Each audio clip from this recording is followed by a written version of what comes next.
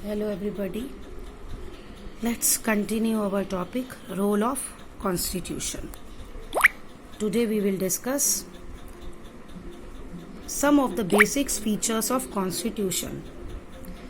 तो इसमें ये है आपका कि आप कॉन्स्टिट्यूशंस के हमारे जो फीचर्स हैं, जो उसकी करेक्टरिस्टिक्स हैं, वो पढ़ेंगे हम.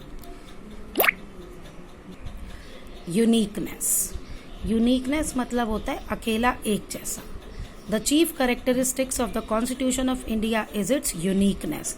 तो जो हमारे कॉन्स्टिट्यूशन की चीफ करेक्टरिस्टिक्स है, इम्पॉर्टेंस है, फीचर्स है, वो ये है कि इकलौता एक यही है.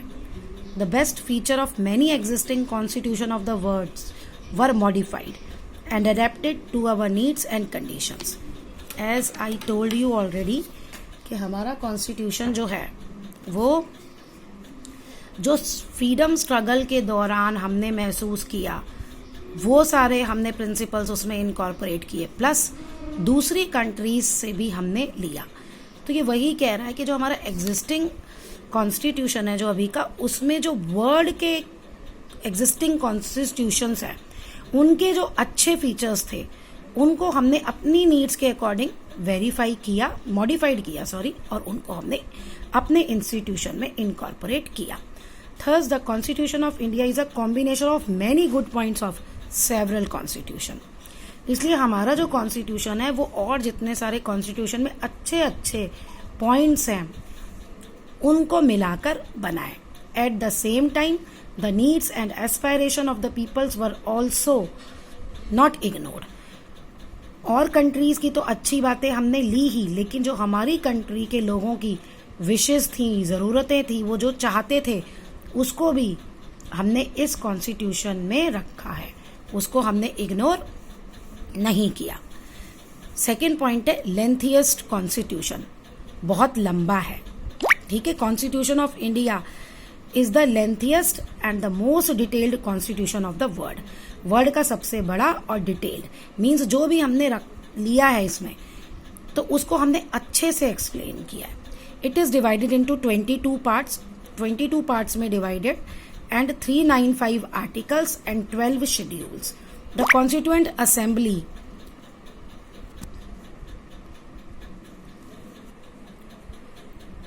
spent 2 years, 11 months and 18 days to complete its final draft on November 26, 1949. क्या कह रहा है कि हमारा पूरा जो कॉन्स्टिट्यूएंट असेंबली थी, जिसका आपने लास्ट सेशन में पढ़ा, 2 years, 11 months and 18 days लगे पूरा हमें अपना कॉन्स्टिट्यूशन लिखने में, ड्राफ्ट करने में, मतलब पूरा बन गया हमारा. लेकिन हमने इसे अडॉप्ट किया 26 जनवरी 1950 को. क्यों? क्योंकि 26 जनवरी को कांग्रेस ने लाहौर सेशन में कहा था कि अब हम अंग्रेजों से पूर्ण स्वराज के लिए लड़ेंगे, यानी पूरी आज़ादी के लिए. तब जाके उन्होंने ये प्रतिज्ञा ली, तो तभी हमारा ये 26 जनवरी को इम्प्लीमेंट हुआ. रिटन कॉन्स्टिट्यूशन, हाँ जी, इंडियन कॉन्स्टिट्यूशन जो है वो रिटन कॉन्स्टिट्यूशन है, which was drafted and enacted by the constituent assembly. जिसको लिखा और लागू किया किसने? पूरा सारा इस पे काम किया कॉन्स्टिट्यूएंट असेंबली ने, जो इस पर्पस के लिए इलेक्ट हुई थी. It was presided over by doctor Rajendra Prasad. ठीक है जी. इसका जो मेन था देखने वाला, करने वाला, मतलब वो डॉक्टर राजेंद्र प्रसाद थे, और BR अम्बेडकर जो थे ड्राफ्टिंग कमेटी के चेयरमैन थे. ये दो मेन हेड थे जिन्होंने ये काम किया. अब ये नेक्स्ट बहुत इंपॉर्टेंट है, फ्लेक्सिबल एंड रिजिड. अब हमारा जो कॉन्स्टिट्यूशन है वो रिजिड भी है और फ्लेक्सिबल भी है. अब रिजिड का क्या मतलब है कि इसमें कोई भी चेंज नहीं हो सकते, और फ्लेक्सिबल का मतलब है कि चेंज हो सकते हैं. फिर भाई कैसे हुआ? हम सेम कह रहे हैं कि रिजिड भी है, फ्लेक्सिबल भी है. लिविंग डॉक्यूमेंट्स भी इसे कहा जाता है, डायनामिक भी कहा जाता है. क्यों? हमारा कॉन्स्टिट्यूशन जो है चेंज हो सकता है, लेकिन चेंज होना इतना आसान नहीं है, थोड़ा सा मुश्किल है. ये है. A constitution is called rigid और flexible on the basis of the procedure for its amendments. कैसे कह रहा है? कॉन्स्टिट्यूशन को कोई रिजिड कहेगा, कोई फ्लेक्सिबल कहेगा. कैसे? जो अमेंडमेंट मतलब होता है इसमें चेंजेस करना. जब हम कॉन्स्टिट्यूशन में कोई चेंज करते हैं तो उसका सोशल स्टडी में वर्ड है अमेंडमेंट्स। ओके, चाहे उसमें हमें कुछ ऐड करना हो, डिलीट करना हो या चेंज करना हो, तो वो क्या प्रोसीजर है। रिजिड कॉन्स्टिट्यूशन वो होता है जो इजीली चेंज नहीं हो सकता, अमेंडेड नहीं हो सकता। On the contrary physical constitution वो होता है जो इजीली अमेंड हो सकता है। The strength of a rigid constitution is that it is stable and is a guarantee against hasty changes. कहता अब एक रिजिड कॉन्स्टिट्यूशन है तो इसकी क्या वैल्यू है कि ये स्टेबल होता है, ठीक है ना, दिन दिन चेंज नहीं होता, दिनों में रोज रोज, ठीक है, तो पता होता है सबको कि क्या लिखा है। ये नहीं है कि भाई चल भाई आज लिखा है, कल कुछ दूसरा लॉ आ गया और वो बोलेगा एक कि अरे मेरे को तो ये पता था, दूसरा कहेगा इसमें ये हो गया। और ये गारंटी अगेंस्ट हैस्टी चेंजेस, जो जल्दी जल्दी चेंजेस होते हैं ना वो इसमें नहीं हो सकते। A flexible constitution is considered progressive in nature and helpful in the development of nation. कहता है जो फ्लेक्सिबल कॉन्स्टिट्यूशन है उसको हम कहते हैं प्रोग्रेसिव, मतलब होता है कॉन्टिन्यूस, आगे बढ़ता ही रहता है नेचर में, और ये नेशन के डेवलपमेंट में, तरक्की में बहुत हेल्पफुल होता है। क्यों, कोई भी अगर अमेंडमेंट चाहिए, हमें कोई भी चेंज करना है जो हमारे कंट्री के लिए बहुत ज़्यादा इम्पॉर्टेंट है, तो वो हम इसमें कर सकते हैं। Keeping this in mind the constitution of India is a combination of both rigid as well as flexible. तो अगर आप ऊपर वाले पॉइंट अपने माइंड में रखें तो हमारा इंडिया का कॉन्स्टिट्यूशन जो है वो रिजिड भी है और वो फ्लेक्सिबल भी है। It is not only a sacred document, but this is a framework of a democratic governance, but also an instrument that may require modification. चलिए, हमारा डॉक्यूमेंट जो है, देखो सैक्रेड का मतलब पवित्र भी होता है, धार्मिक भी होता है, तो मतलब बहुत पाइस डॉक्यूमेंट ही नहीं है, बल्कि फ्रेमवर्क ऑफ डेमोक्रेटिक गवर्नेंस, कि हमारी डेमोक्रेटिक गवर्नमेंट कैसे काम करेगी ये भी इसमें बताया हुआ है। But also an instrument that में रिक्वायर मॉडिफिकेशन, और साथ साथ इसमें कोई भी मॉडिफिकेशन चाहिए तो वो इसमें हो सकती है, वही अमेंडमेंट्स। और हम अपने कॉन्स्टिट्यूशन को 3 मेथड्स ऑफ अमेंडमेंट यूज करके अपना ये चेंजेस कर सकते हैं। अब ये भी इंपॉर्टेंट है आपका प्रोसीजर फॉर अमेंडमेंट। क्या है procedure for amendment? Certain provision of the Constitution can easily be changed by passing the amendment bill by simple majority, which means the bill should be approved by the majority of the members present and voting in the both house of the parliament. देखो कुछ provision जो उसमें लिखा है कि कुछ laws वगैरह provision हम उन्हें इजीली चेंज कर सकते हैं। एक अमेंडमेंट बिल पास करना पड़ेगा, मीन्स चेंजेस, जिसमें वो चेंजेस जो हम करना चाहते हैं उस बिल में वो लिखे होंगे। लेकिन कैसे? आपको जो भी मेंबर प्रेजेंट है लोकसभा में और राज्यसभा में, लोअर हाउस में और अपर हाउस में, अगर वो उसे मेजोरिटी से पास कर दे तो सिंपल जो है वो आपका चेंज उसमें हो जाए। Next is by special majority. अब स्पेशल मेजोरिटी क्या है? Amendment bill shall have to be approved by both the houses. अब इसमें दोनों हाउसेस को अप्रूव करना पड़ेगा। Absolute majority of the total membership and 2/3 majority of the members present and voting. मतलब पूरा जो टोटल मेंबरशिप है, जो टोटल लोग हैं, में एब्सोल्यूट बिल्कुल पूरी मेजोरिटी।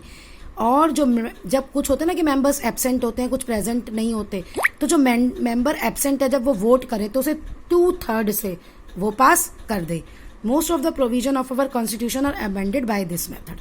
तो हमारा जो मेथड है, जो कॉन्स्टिट्यूशन में हम करते हैं, वो इसी मेथड से हम करते हैं।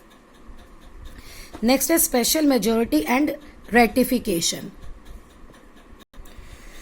After the bill is pass bye special majority in both the houses of the parliament, दोनों पार्लियामेंट के हाउसेज में जब वो स्पेशल मेजोरिटी से पास हो जाता है, it may be approved by the legislature of at least half of the total number of states. अब ये है कि ये स्पेशल मेजोरिटी से ये पार्लियामेंट में तो पास हो गया, लेकिन हर एक स्टेट की अपनी असेंबलीज होती हैं, तो उन असेंबलीज में भी स्टेट्स की ये कम से कम हाफ जो लेजिस्लेचर है, जो हमारे एमएलएज हैं, वो इसके फेवर में वोट करें।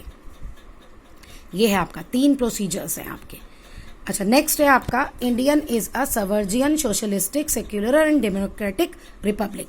इंडिया ये सब है, इसका क्या मतलब है, ये बहुत इंपॉर्टेंट है। Indian is a sovereign country, how will you say that, ठीक है ना। सोशलिस्टिक है, कैसे, तो ये सारा आएगा। सवर्जिनियन स्टेट है, क्यों, because country is free from all external control. Means के जैसे आज़ादी से पहले ब्रिटिश लोगों का हम पे कंट्रोल था, अब सवर्जियन स्टेट मतलब होता है कि किसी बाहर की कंट्री का, फॉरेन कंट्री का हम पे कोई भी कंट्रोल नहीं है। हमारी अपनी गवर्नमेंट है, हम अपने डिसीजन अपने आप ले सकते हैं। कोई भी हमारे अंदर के मामले में कोई दूसरी कंट्री इंटरफेयर नहीं कर सकती। भैया, internally we are free to take our own decision. Internally हम अपने डिसीजंस खुद ले सकते हैं। No other country can dictate its policies. अब कोई कंट्री अपनी पॉलिसीज हम पे नहीं डाल सकती। And terms to us and interfere in our internal affair. और हमारे अंदर के मामलों में किसी को कोई बोलने का हक नहीं है। अब इंडिया जो है वो सोशलिस्टिक स्टेट है, क्यों, socialism is one of the national goal to be achieved. ये हमारा एक नेशनल गोल भी है। India is against exploitation in all form and will try to establish economic justice without being attached to any particular ideology. अब इसमें ये आ रहा है कि इंडिया जो है, किसी का भी अगर शोषण होता है, एक्सप्लॉयटेशन होता है, तो वो उसके खिलाफ है और सबको वो इकोनॉमिक जस्टिस देता है। इकोनॉमिक जस्टिस मतलब होता है कि कोई भी आदमी किसी भी तरह का कोई भी काम कर सकता है। गवर्नमेंट की जॉब्स भी जब होती हैं तो उसमें गवर्नमेंट ये देख के जॉब नहीं करती कि ये हिंदू है, ये वो मुस्लिम है, इसको देना चाहिए, इसको नहीं। जो आपका स्किल होगा, जो आप एग्ज़ाम पास करेंगे एंट्रेंस, उसके अकॉर्डिंग ही आपको जॉब मिलेगी। ओके, कोई पर्टिकुलर आइडियोलॉजी नहीं है। इंडिया जो है वो सेक्युलर स्टेट है। सेक्युलर मतलब होता है कि जो धर्म है, सबको, जो स्टेट है गवर्नमेंट का, वो है कि वो इक्वल, स्टेट के सामने सारे धर्म इक्वल है। All in religions enjoy equal freedom. सब धर्मों को बराबर की आज़ादी है। No discrimination is made on the ground of religion. धर्म के नाम पे कोई भी गवर्नमेंट आपके साथ भेदभाव नहीं कर सकती। For this is a specific, और इसके लिए क्या है, एक हमारा फंडामेंटल राइट है, फ्रीडम ऑफ रिलीजन, जो हमें कॉन्स्टिट्यूशन देता है।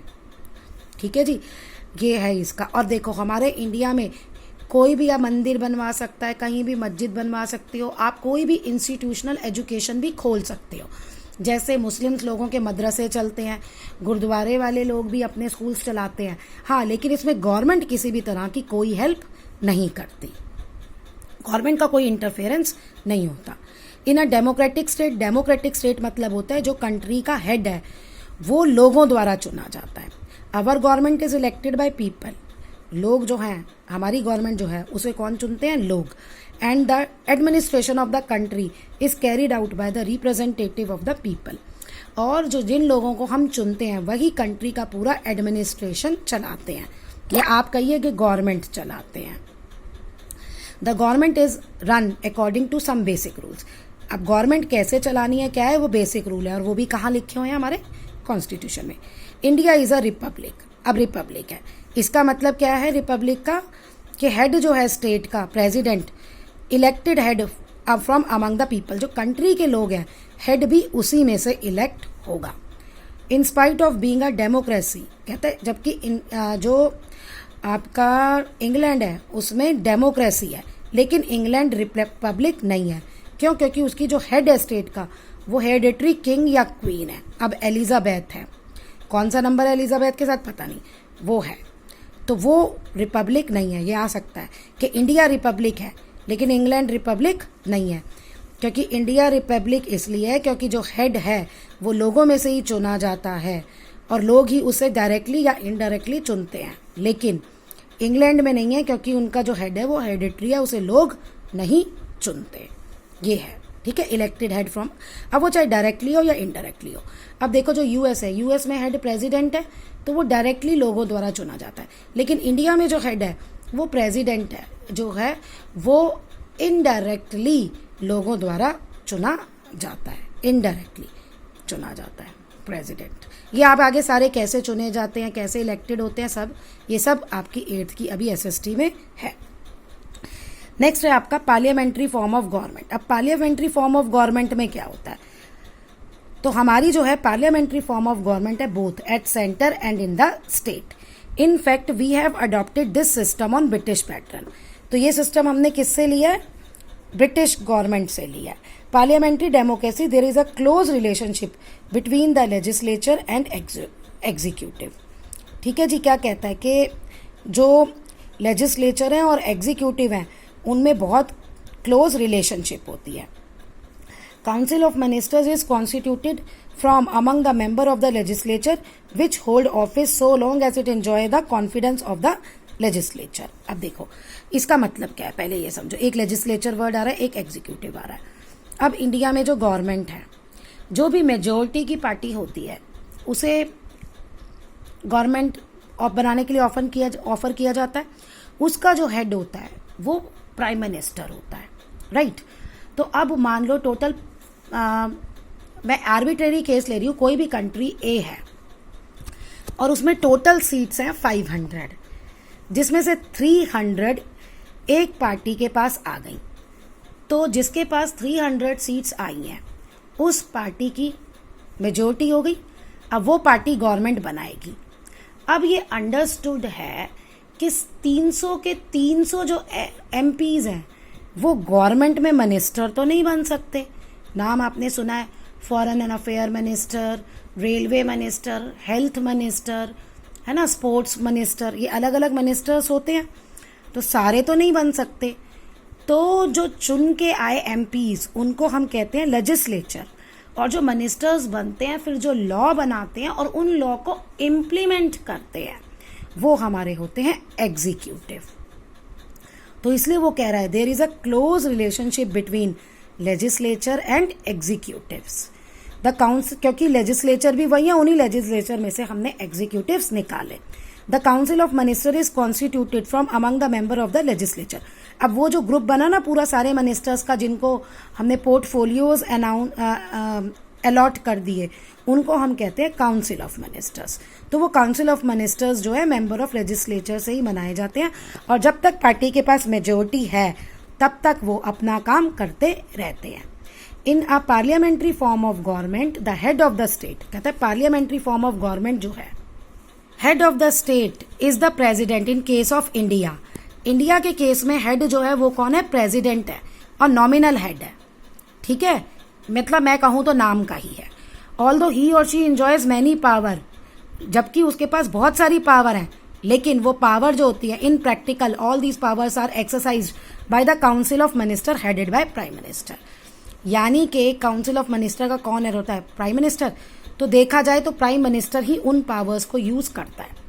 प्रेसिडेंट, देखो कोई भी लॉ होता है, कुछ भी होता है, वो प्रेसिडेंट के साइन किए बिना प्रॉपर लॉ बनेगा ही नहीं, वो बिल रहेगा। लेकिन जैसे ही उस पर प्रेसिडेंट साइन कर देगा तो वो लॉ बन जाएगा। अब प्रेसिडेंट को उस पर साइन करना ही पड़ता है, चाहे उसे अच्छा लगे चाहे उसे अच्छा ना लगे। अगर उसे अच्छा नहीं लगता तो वो एक बार रिक्वेस्ट कर सकता है, दोबारा से उस बिल को भेज सकता है कि भाई पार्लियामेंट में आप एक बार दोबारा से इस पे डिस्कशन कर लीजिए। लेकिन अगर एज इट इज वही दोबारा से उसके पास वापस आ गया तो उसको साइन करने ही पड़ते हैं। तो तभी यहाँ लिखा है कि नॉमिनल हेड है, साइन करता है वो, उसके साइन किए बिना कुछ नहीं हो सकता, लेकिन मजबूरी है कि उसको साइन करने पड़ते ही हैं। अब है फेडरल एंड यूनिटरी। कॉन्स्टिट्यूशन जो है वो फेडरेशन, देखो फेडरेशन होता है ग्रुप्स ऑफ स्टेट्स, जैसे हम इंडिया में कहते हैं ना कि वो है तो फेडरल हो गया। Is written and rigid, constitution जो फेडरेशन का है वो रिटन है और रिजिड है, और अच्छे से सेंटर्स और स्टेट्स के बारे में पावर जो है वो उसमें बता रखी है। यानी सेंट्रल गवर्नमेंट की ये पावर है और स्टेट गवर्नमेंट की ये है। There is an independent judiciary. अब ये क्या है, इंडिपेंडेंट जुडिशरी है, जजेस इंटरप्रेट द कॉन्स्टिट्यूशन, जो कॉन्स्टिट्यूशन का अच्छे से जानते हैं, मतलब समझते हैं, एंड सेटल्स द डिस्प्यूट, और जो डिस्प्यूट्स होते हैं, झगड़े होते हैं, उनको सेटल करते हैं। इंडिया जो है वो फेडरल सिस्टम है, लेकिन डिफरेंस है, सेंट्रल गवर्नमेंट को हम क्या कहते हैं, यूनियन गवर्नमेंट, वो ज्यादा पावरफुल है। That at times it appears that India is not only a federation but a unitary state. और कभी कभी ऐसा लगता है, वो इतनी पावरफुल हो जाती है कि इंडिया जो है वो एक्चुअली फेडरेशन नहीं है, यूनिटरी स्टेट है। लेकिन कॉन्स्टिट्यूशन ऑफ इंडिया में बहुत सारे फीचर्स हैं जो फेडरेशन वाली गवर्नमेंट जो है अलग अलग स्टेट्स को भी मतलब पावर देना, उसको इसके साथ यूनिटरी स्टेट के उसके साथ कंबाइन करते हैं। तो मतलब इंडिया में एक फेडरल सिस्टम है लेकिन स्ट्रॉन्ग सेंट्रल गवर्नमेंट के साथ, ऐसे है। ऐसा नहीं है स्टेट गवर्नमेंट्स को पावर नहीं है, स्टेट गवर्नमेंट्स को भी बहुत पावर है। अब है आपका यूनिवर्सल एडल्ट सफरेज, मीन्स आपका ये जो भी 18 साल से ऊपर है और इंडिया का सिटीजन है तो उसे वोट देने का अधिकार है without any discrimination. 1 person 1 vote, ये चाहे गरीब हो चाहे अमीर हो कोई भी हो, वो वोट देने जा सकता है अगर वो 18 ईयर्स से का है या 18 ईयर्स से ज्यादा का है। यूनिवर्सल एडल्ट फ्रेंचाइज भी कहते हैं इसको। ओके।